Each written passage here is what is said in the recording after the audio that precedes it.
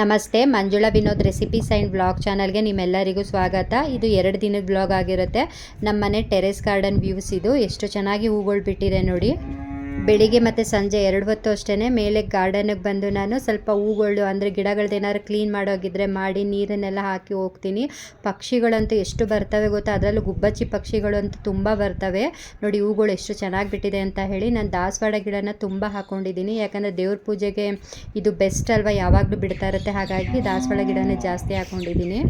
ಪಕ್ಷಿಗಳ ಸದ್ದು ಸಹ ಕೇಳಿಸ್ತಾ ಇರಬೇಕು ಅನಿಸುತ್ತೆ, ಗುಬ್ಬಚ್ಚಿದು ಸದ್ದು. ಅದಕ್ಕೆ ಅದನ್ನು ಮ್ಯೂಟ್ ಮಾಡಿಲ್ಲ ನಾನು, ಹಾಗೆ ವಾಲ್ಯೂಮ್ ಕೊಟ್ಟಿದ್ದೀನಿ. ನಾನು ತುಂಬ ಜಾಸ್ತಿ ಗಿಡಗಳನ್ನೇ ಹಾಕ್ಕೊಂಡಿಲ್ಲ, ನನಗೆ ಬೇಕಾದಂಥ ಇಂಪಾರ್ಟೆಂಟ್ ಗಿಡಗಳನ್ನು ಮಾತ್ರ ಬೆಳೆಸ್ಕೊಂಡಿದ್ದೀನಿ ನೋಡಿ. ಸ್ವಲ್ಪ ಮೆಂತ್ಯ ಸೊಪ್ಪನ್ನು ಹಾಕ್ಕೊಂಡಿದ್ದೀನಿ, ಹಾಗೆ ಈ ಕಡೆ ಕೊತ್ತಂಬರಿ ಸೊಪ್ಪನ್ನು ಹಾಕಿದ್ದೀನಿ. ಅದು ಇನ್ನೂ ಬಂದಿಲ್ಲ, ಹಾಗಾಗಿ ತೋರಿಸಿಲ್ಲ ನಾನು ಅಷ್ಟೇನೆ. ಇದು ನನ್ನ ಸಣ್ಣ ಟೆರೆಸ್ ಗಾರ್ಡನ್ ವ್ಯೂ ಹಾಗೂ ಇವತ್ತಿನ ಅಪ್ಡೇಟು.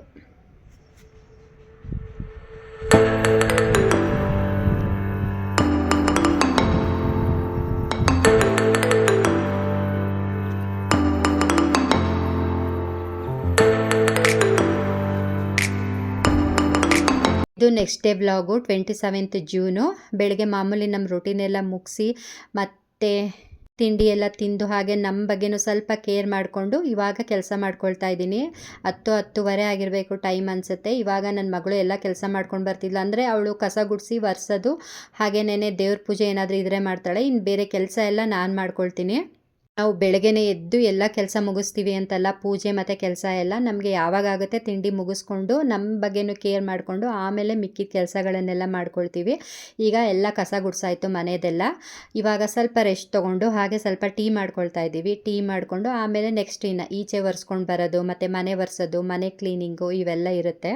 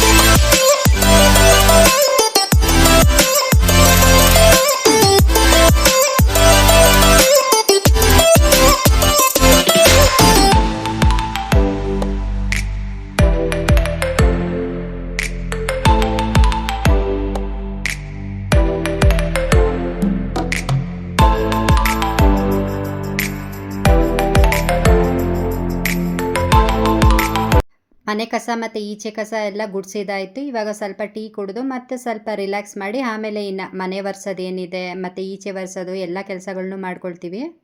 ಹೀಗೆ ದಿನ ಡೈಲಿ ರೂಟೀನ್ ನಡೀತಾ ಇರುತ್ತೆ ನಮ್ಮದು. ನಮ್ಗೆ ಯಾವಾಗ ಫ್ರೀ ಇರುತ್ತೆ, ಯಾವಾಗ ಕೆಲಸ ಮಾಡಬೇಕು ಅನಿಸುತ್ತೆ ಮಾಡ್ಕೊಳ್ತೀವಿ. ಬಟ್ ದಿನ ಯಾವಾಗ ಟೈಮಿಂಗ್ಸ್ ಮಿಸ್ ಆದರೂ ಅಷ್ಟೇ ಮಾಡೋ ಕೆಲಸ ಎಲ್ಲ ಕರೆಕ್ಟಾಗಿ ಮಾಡ್ತೀವಿ. ಎಲ್ಲ ಪ್ರತಿಯೊಂದು ಕೆಲಸನೂ ಮಾಡ್ತೀವಿ. ಕಸ ಗುಡಿಸೋದು, ಒರೆಸೋದು, ಪಾತ್ರೆ ತೊಳೆಯೋದು, ಬಟ್ಟೆ ಎಲ್ಲ ಮಾತ್ರ ಒಂದು 2 ದಿನ ಇಲ್ಲ 3 ದಿನಕ್ಕೊಂದ್ಸಲ ವಾಷಿಂಗ್ ಮಿಷಿನ್ಗೆ ಹಾಕೋದು ನಾವು. ಮತ್ತು ಮಧ್ಯಾಹ್ನ ಸಾಂಬಾರು ಮಾಡೋದು ಏನೂ ಇರಲಿಲ್ಲ. ನೆನೆ ಬೇಳೆ ಮತ್ತು ಹೀರೆಕಾಯಿ ಬಸ್ಸಾಂಬಾರು ಮಾಡಿದ್ನಲ್ಲ ಅದೇ ಇತ್ತು. ಸೊ ಹಾಗಾಗಿ ಆರಾಮಾಗಿ ಎಲ್ಲ ಕೆಲಸ ಮುಗಿಸ್ಕೊಂಡು ಸಂಜೆ ಪೂಜೆ ಮಾಡೋಣ ಅಂತ ಹೇಳಿ ಎಲ್ಲ ಕೆಲಸ ಮುಗಿಸ್ಕೊಳ್ತಾ ಇದ್ದೀವಿ. ಏನೋ ಡೈಲಿ ರೊಟೀನ್ ತುಂಬ ಚೆನ್ನಾಗಿದೆ ನಂದು ನನ್ನ ಮಗಳದು. ಹಾಗೆ ನಮ್ಮ ರೊಟೀನ್ ನಿಮಗೆ ಇಷ್ಟ ಆಯಿತಾ ಅಂತ ಪ್ಲೀಸ್ ಯಾರಾದರೂ ವೀಡಿಯೋ ನೋಡ್ತಿದ್ರೆ ನಮ್ಮ ವೀಡಿಯೋನ ಕಮೆಂಟ್ ಮಾಡಿ ತಿಳಿಸಿ.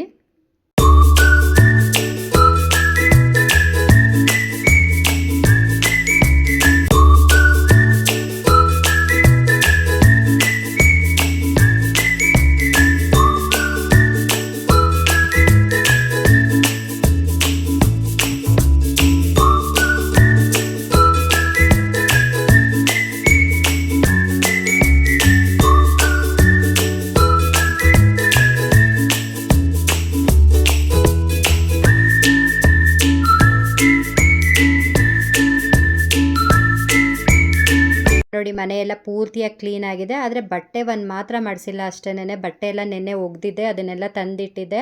ಆದರೆ ಈಗ ಅದನ್ನು ತುಂಬ ಇತ್ತು, ಬಟ್ಟೆ ಮಡಿಸ್ತಾ ಕೂತ್ಕೊಂಡ್ರೆ ಈ ಕೆಲಸಗಳೆಲ್ಲ ಆಗಲ್ಲ ಅಂತ ಹೇಳಿ ಎಲ್ಲ ಕೆಲಸ ಮುಗಿಸಿದ್ರೆ ಆಮೇಲೆ ನಿಧಾನವಾಗಿ ಬೇಕಾದ್ರೆ ಬಟ್ಟೆಗಳನ್ನ ಮಡಿಸ್ಕೋಬೋದಲ್ಲ. ಹಾಗಾಗಿ ಬಟ್ಟೆನ ಆಮೇಲೆ ಮಡ್ಚೋಣ ಅಂತ ಹೇಳಿ ಎಲ್ಲ ಕೆಲಸ ಮುಗಿಸ್ಕೊಂಡು ಮನೆಯೆಲ್ಲ ಪೂರ್ತಿ ಕ್ಲೀನ್ ಆಗಿದೆ. ಅದನ್ನು ತೋರಿಸಿದ್ನಲ್ಲ, ಅದು ನಮ್ಮ ಮಾಸ್ಟರ್ ಬೆಡ್ರೂಮು. ಇದು ಇನ್ನೊಂದು ಬೆಡ್ರೂಮ್. ಇದು ನೋಡಿ ಎಲ್ಲ ಹಾಲ್. ಇದು ನಮ್ಮದು ಚಿಕ್ಕದಾಗಿ ಹೋಮ್ ಟೂರ್ ಮಾಡ್ತಾ ಇದ್ದೀನಿ. ನೋಡಿ ಹೇಗಿದೆ ನಮ್ಮ ಹೋಮ್ ಟೂರ್ ಅಂತ ಕಮೆಂಟ್ ಮಾಡಿ ತಿಳಿಸಿ. ಕೆಲಸ ಮುಗಿಸೋ ಅಷ್ಟೊತ್ತಿಗೆ 3-3:30 ಆಗಿಬಿಟ್ಟಿತ್ತು. ಇನ್ನು ಬಟ್ಟೆ ಮಡ್ಚಿಡೋದು ಒಂದು ಮಾತ್ರ ಬಾಕಿ ಇತ್ತು, ಮತ್ತು ಸ್ನಾನ ಮಾಡಿ ಪೂಜೆ ಮಾಡೋದು 2 ಬಾಕಿ ಇತ್ತು. ಇವಾಗ ಸ್ನಾನ ಪೂಜೆ ಎಲ್ಲ ಆಗಿದೆ.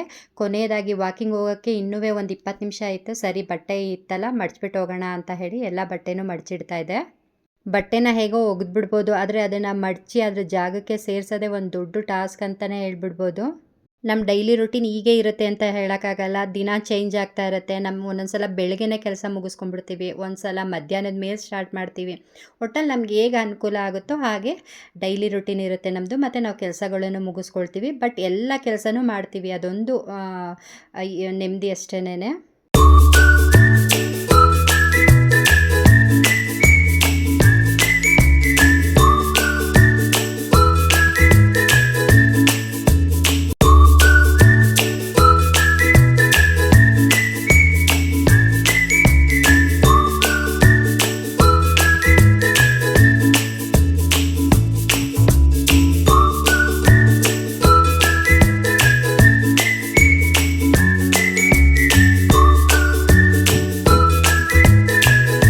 ಫೈನಲಿ ಬಟ್ಟೆ ಎಲ್ಲ ಮಡಿಸಿದ್ದಾಯಿತು, ಹಾಗೆ ದೇವ್ರ ಪೂಜೆನೂ ಆಗಿದೆ. ಇವಾಗ ವಾಕಿಂಗ್ ಹೋಗಿದ್ದು ಬರೋದಷ್ಟೇನೆ. ನಾನು ನನ್ನ ಮಗಳು ಇಬ್ಬರು ವಾಕಿಂಗ್ ಹೋಗಿದ್ದು ಬರ್ತೀವಿ.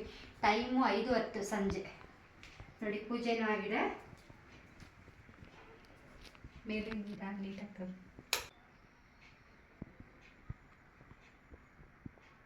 ಹಾಗೆ ಹೇಳ್ದಾಗೆ ಪೂಜೆ ಎಲ್ಲ ಮುಗಿಸಿ ವಾಕಿಂಗ್ ಹೋಗ್ತಾ ಇದ್ದೀವಿ. ವಾಕಿಂಗ್ ಬೆಳಗ್ಗೆ ಇಲ್ಲ ಸಂಜೆ 2 ಟೈಮಲ್ಲಿ ಒಂದು ಟೈಮ್ ಮಾಡ್ತೀವಿ. ಯಾವಾಗ ಫ್ರೀ ಇರುತ್ತೆ ಆವಾಗ ಹೋಗ್ಬಿಟ್ಟು ಬರ್ತೀವಿ. ಇವತ್ತು ಸಂಜೆ ಹೋಗ್ತಾ ಇರೋದು ವಾಕಿಂಗಿಗೆ. ಸುಮಾರು ನಾನು ಒಂದು 18 ವರ್ಷದಿಂದ ವಾಕಿಂಗ್ ಮಾಡ್ತಾ ಇದ್ದೀನಿ. ಅಂದರೆ ಕಂಪಲ್ಸರಿ ಆಗಲ್ಲ, ಒಂದು ಸ್ವಲ್ಪ ದಿನ ಬಿಟ್ಬಿಡ್ತೀನಿ, ಇಲ್ಲ ಹುಷಾರಿಲ್ದೋದಾಗ ನಂದು ಸ್ಕಿಪ್ ಆಗುತ್ತೆ. ಒಟ್ಟಿನಲ್ಲಿ ಒಂದು ವಾರಕ್ಕೆ 1 ದಿನ 2 ದಿನ ಸ್ಕಿಪ್ ಆಗೇ ಆಗುತ್ತೆ.